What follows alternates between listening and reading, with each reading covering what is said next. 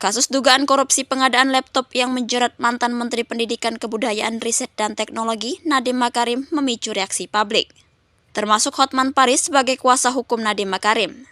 Menurut Hotman, kliennya itu tak menerima keuntungan pribadi dari proyek tersebut. Nadiem Makarim tidak menerima uang 1 sen pun, tidak ada markup dan tidak ada yang diperkaya, ujarnya. Hotman Paris juga mengatakan jika ia hanya butuh waktu 10 menit untuk membuktikan bahwa Nadiem Makarim tak bersalah di hadapan Presiden Prabowo.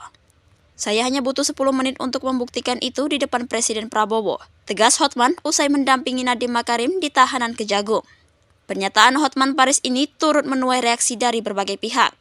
Kepala Pusat Penerangan Hukum Kejaksaan Agung Anang Supriyatna menegaskan bahwa proses hukum masih berjalan dan penyidik akan mendalami fakta-fakta hukum. Biarkan saja berjalan sesuai ketentuan dan kita menghormati asas praduga tak bersalah terhadap Pak NM, ujar Anang. Sementara itu, Kepala Kantor Komunikasi Kepresidenan Hasan Nasbi menyatakan bahwa pemerintah tidak akan mengintervensi proses hukum. Kita serahkan kepada proses hukum saja, katanya menanggapi keinginan Hotman Paris untuk membuktikan langsung di hadapan Presiden Prabowo bahwa kliennya tidak bersalah. Hasan menekankan pemerintah tidak akan mengintervensi proses hukum.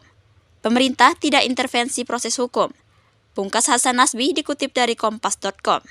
Kasus ini juga dibandingkan dengan perkara yang pernah menjerat mantan Menteri Perdagangan Tom Lembong, di mana jaksa tidak dapat membuktikan adanya keuntungan pribadi. Hotman Paris menilai penetapan tersangka terhadap Nadiem janggal dan meminta agar perkara ini digelar terbuka di istana agar publik bisa melihat langsung fakta sebenarnya. Menurut Kejaksaan, dugaan tindak pidana korupsi ini menimbulkan kerugian negara sekitar 1,98 triliun rupiah. Proses penyidikan masih berlangsung dan publik menanti kejelasan serta transparansi dalam penanganan kasus yang menyangkut mantan pejabat tinggi negara ini.